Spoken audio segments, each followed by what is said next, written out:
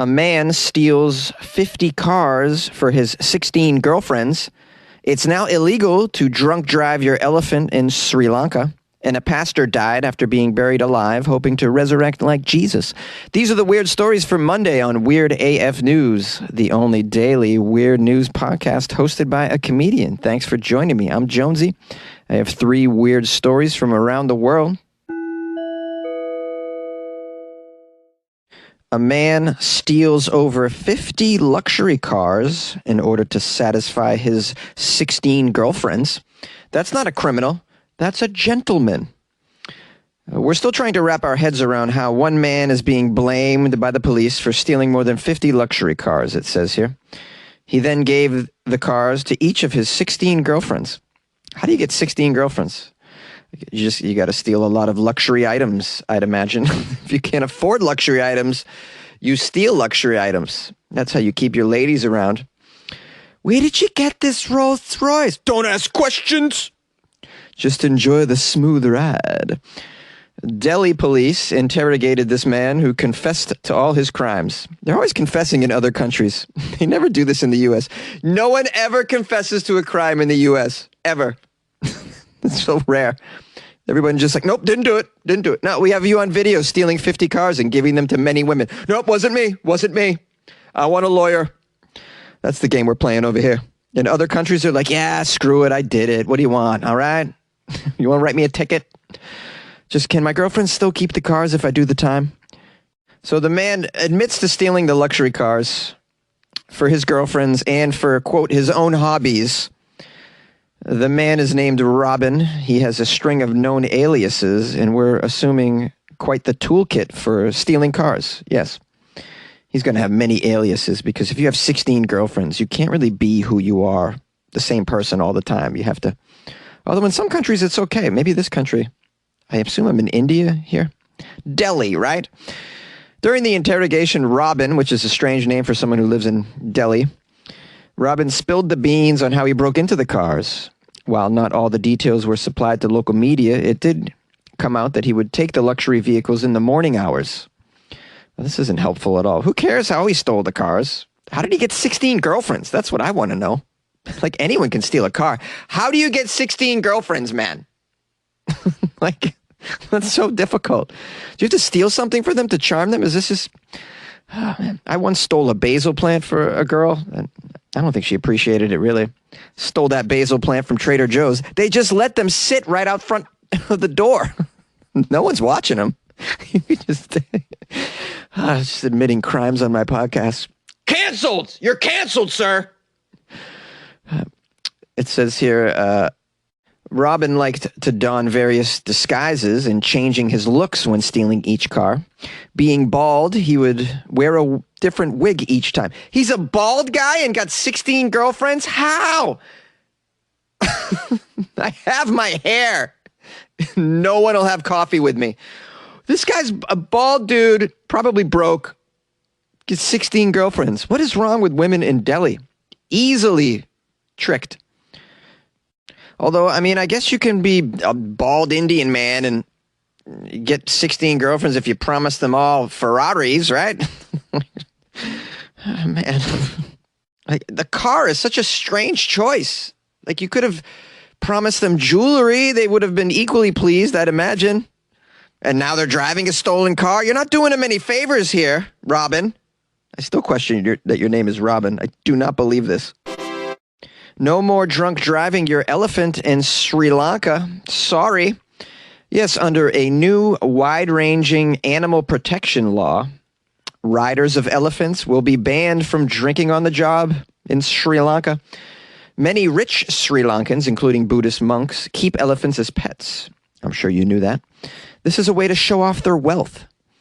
But complaints of ill treatment of elephants and cruelty of the animals is quite widespread. Makes me very sad to think that Buddhist monks are not treating their elephants very well. It also makes me sad that Buddhist monks are showing off their wealth. Isn't that the exact opposite of the core idea of Buddhism? You know, where you're supposed to dissolve your ego. But no, apparently Buddhist monks are riding around on very fancy elephants. They're getting wasted. There's a new measure now aimed at protecting the elephant's welfare. There's strict regulations around working elephants. I don't know what working elephants means exactly. Are people, is it like Uber elephants? Can you Uber an elephant?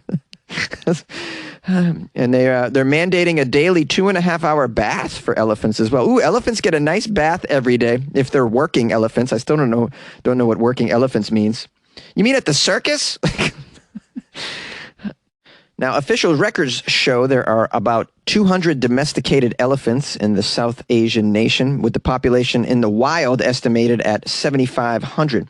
The new law will require all owners to ensure that animals under their care have new photo identity cards with a DNA stamp. So you're going to have an ID for your elephant. That's funny. You could put any photo of an elephant and say that it's your elephant's ID card. All elephants look the same. How are you going to distinguish? Wait a minute here. This elephant, no, this doesn't look like your elephant. Where did you get this identity card for your elephant? I don't believe this is Sarah. I named the elephant Sarah in that scene. This also brings in multiple regulations for working elephants.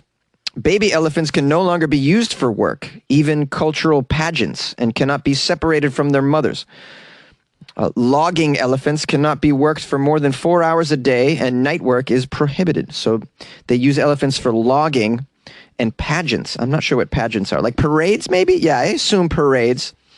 Logging, that's terrible physical work for the elephants. I'm glad that they're limiting their hours to 4 a day. Elephants are very smart creatures, man. You could use them for more than logging, man. Put them on a computer.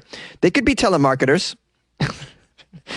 There are new restrictions on the tourism industry as well. From now on, no more than 4 people can ride an elephant at once, and they must sit on a padded saddle. And I assume the driver of the elephant can't be hitting the booze. I don't want my elephant tour guide drinking and driving the elephant. We crash into a ditch or into the behinds of other elephants.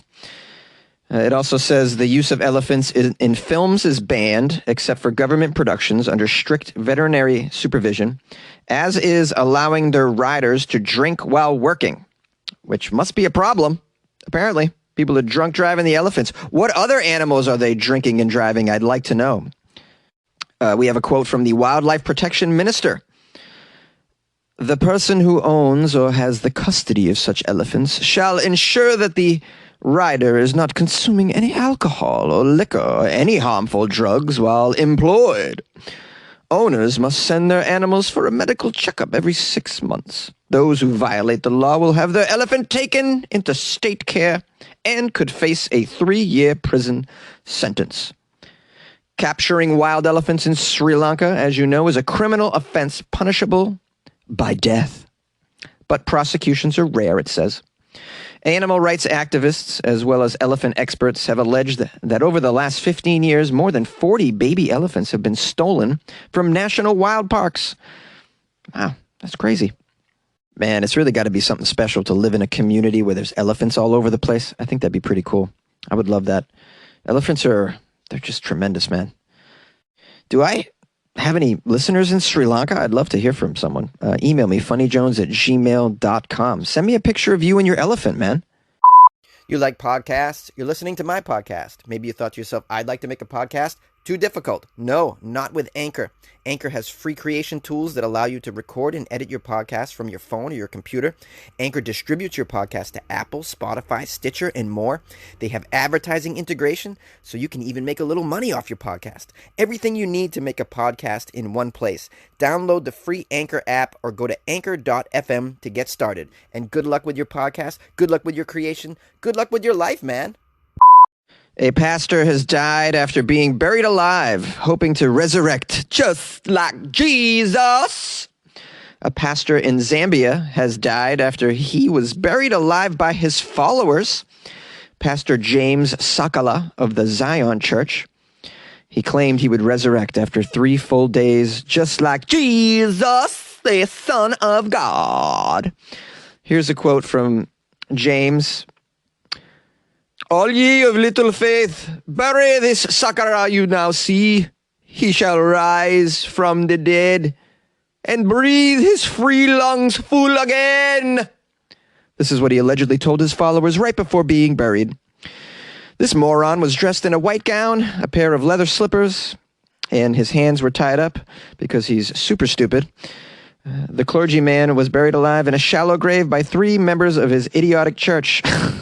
My guess is these are the only members of his church. 3 people, because if you're a moron, it's hard to get people to follow you. Although, no, that's not true. That's not true. We got a lot of morons that seem to have some success with mega churches. So I guess you could be an idiot and still get followers. These poor followers. The 22-year-old pastor, 22 years old, this guy, 22, you're following a 22-year-old and that person's ideology is sinking into your brain.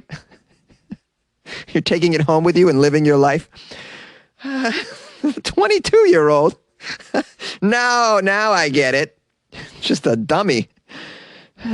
Hasn't watched enough movies of people being buried alive yet. Hasn't really studied this. Listen, if you're going to be buried alive, dude, don't have them tie the hands around the back. And don't tell them to leave for 3 days. Have them kind of sit outside the grave for a little while, because I guarantee you after 10 minutes, they're going to hear some screaming. This is outrageous, man. Outrageous, the idiocy. So James obviously assured his followers that just like Jesus, he was going to come back to life on the 3rd day, but they found him dead when they dug up the grave. They found him dead. Can you believe that, when they dug up the grave?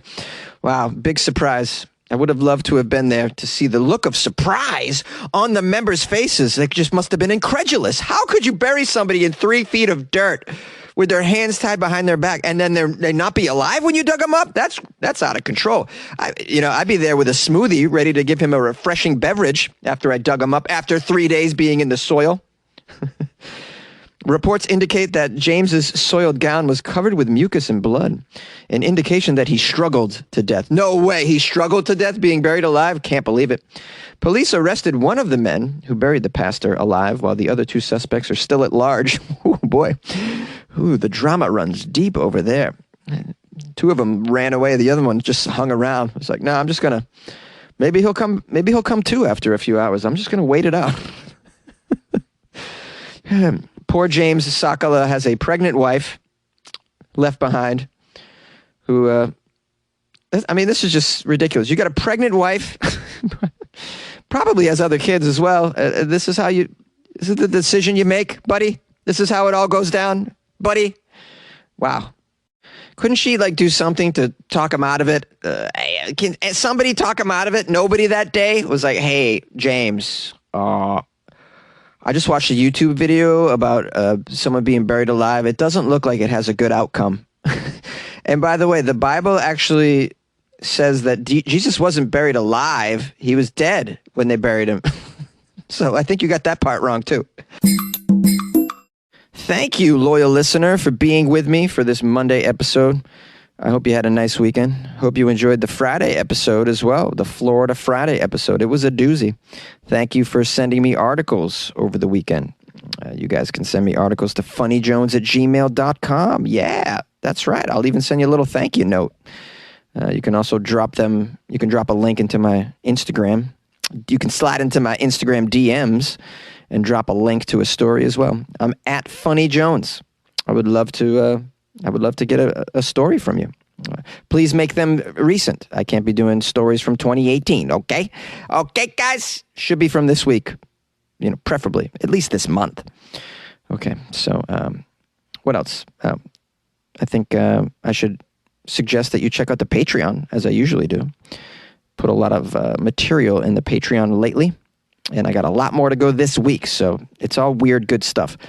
Patreon.com/WeirdAFNews is a way that you can support the show for a couple bucks a month, which is like buying Jonesy a cup of coffee. Why wouldn't you buy me some coffee? Or matcha. Yeah, I've been experimenting with matcha, and now my poop is green. Isn't that a nice update? You're welcome. Where else are you going to get such updates, guys? You think mainstream news is going to be this entertaining? F no. They can't even say F on there. They can't say the letter F. What else?